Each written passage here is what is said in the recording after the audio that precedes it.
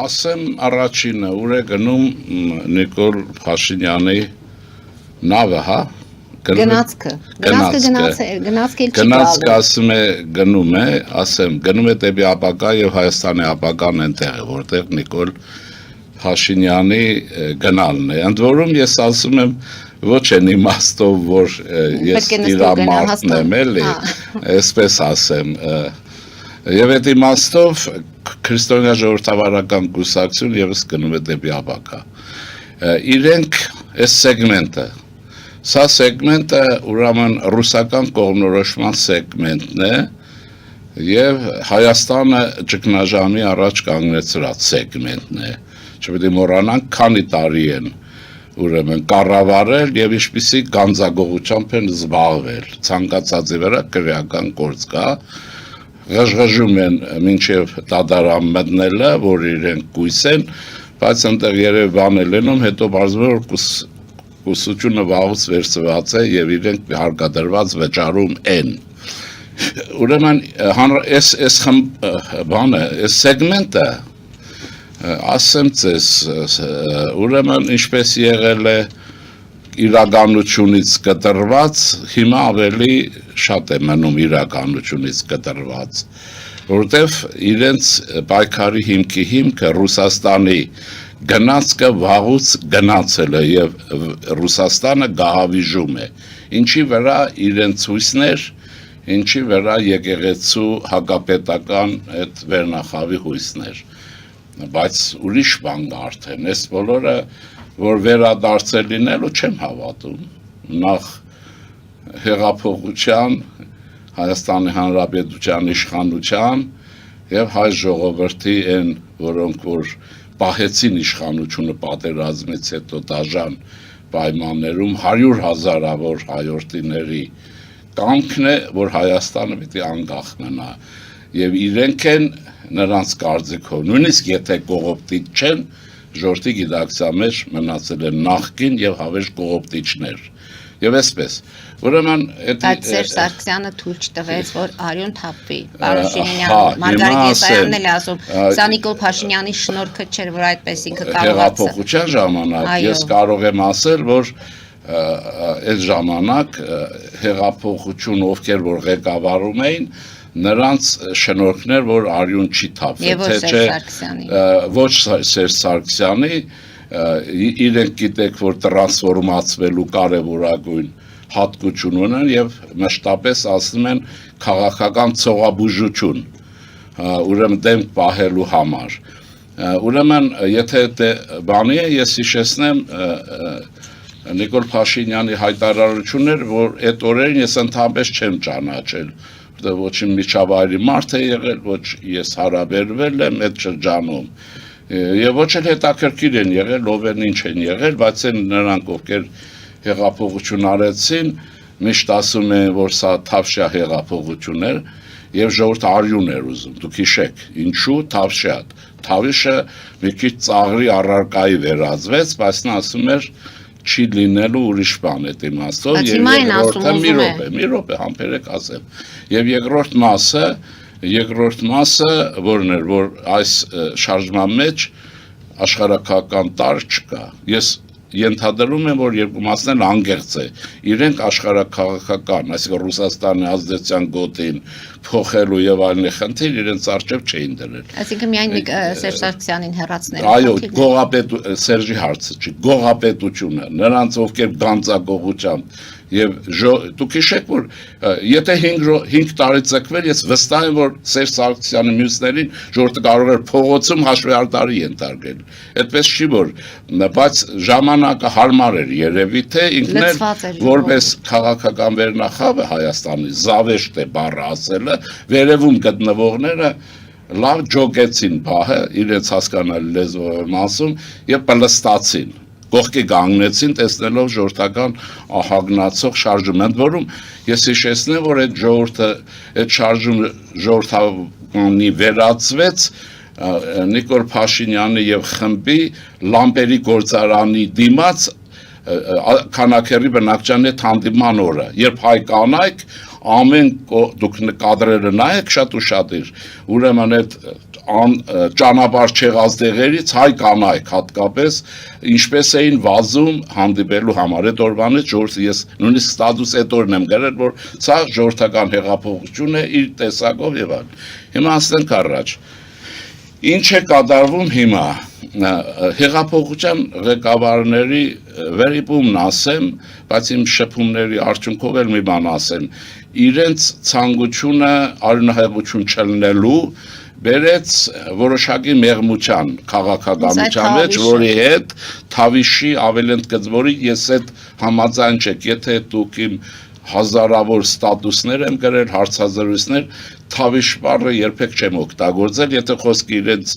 քաղաքականության նկարագրությանը չի, որտեղ Թավշա հեղափոխություն չի լինում է այս ձևով, որտեղ գողապետությունը մնում է կենթանի, ինքը շշկլված էր, ինքը վախեցած էր, հաշվեհարդարի պրոբլեմը դիմացներ, բայց դա եղավ են ինչ-որ եղավ, և դա այսօր արդյունքները տալիս է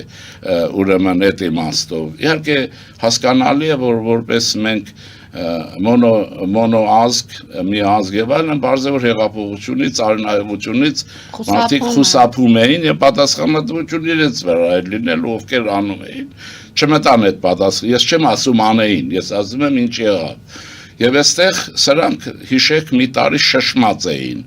ձեն ծպտուն չկար, գիտեին որ բան է լինում, սրանք վերակենդանացան կովիդի հետ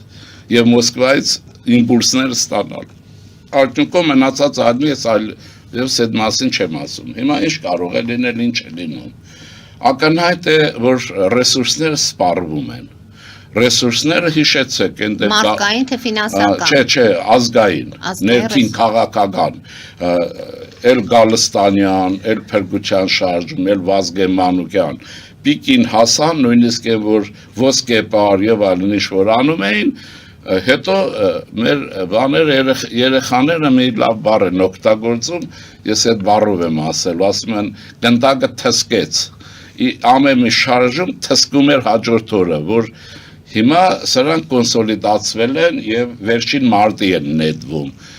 սա նշանակում է գողապետությունը, որը հիմնականում գանձագողերն են, նայեցեք դրանցից ոչ մեկը հիմա աղքատ մարդ չի, բոլոր հարստացել են եւ ոչ մեկի ուրեմն ծնողը ժառանգություն չի թողել հատկապես նախագաներին է։ Սրանք Հայաստանի եւ դա հասկանալի է, որտեղ Մոսկվայից ունենալով իրենց լեզվով դաբրո երկիրը կողոպտել են։ Հազար մի բաներ, որտեղ Մոսկվան, եթե ասենք լինեինք, ենթադրենք, օրինակ եմ ասում, ֆրանսիական ազդեցության գոտում, դժվար թե Ֆրանսիայի պետությունը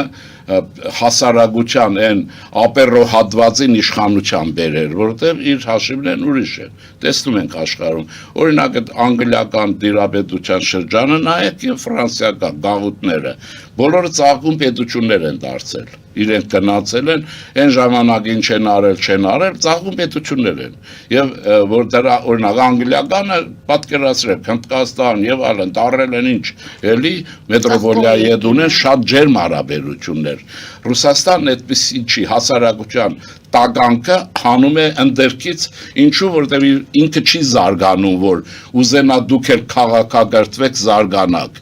Ինքը աշխատում է աղքատության եւ քաոսի վրա այդ ծայրամասեր ասածը պահել, ֆորպոստ եւ այլն։ Հիմա ինչ-որ է, ինչ եղել է եղել, իրենք արյուն թափելու ուժը չունեն, եթե ունենան։ Բայց Նիկոլ Փաշինյանն է ուզում թափել։ Նիկոլ Փաշինյանը արյուն չի թափում։ Ի վերջո Նիկոլ Փաշինյանը ինչ է անում, իրավական պետության գործիքակազմը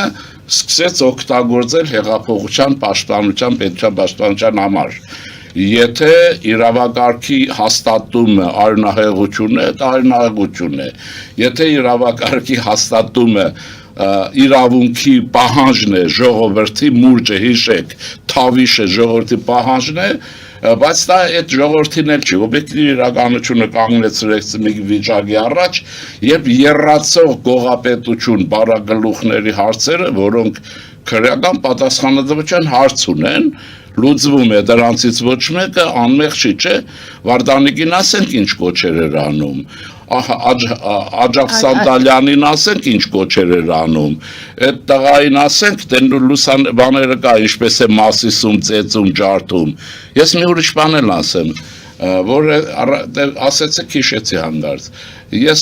բանը գիտեք, որ ամեն կիրակի տարիներ շարունակ շրջում եմ հանրապետության տարբեր մարզերում եւ իմ կապը ժողովրդի հետ ուղիղ է, իրենց նման չի, առանց ախրանայի, հա, իրենք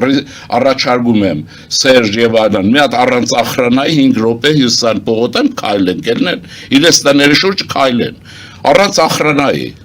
գաղտնիեր չէ, ելնեն քայլեն, առաջարկս է։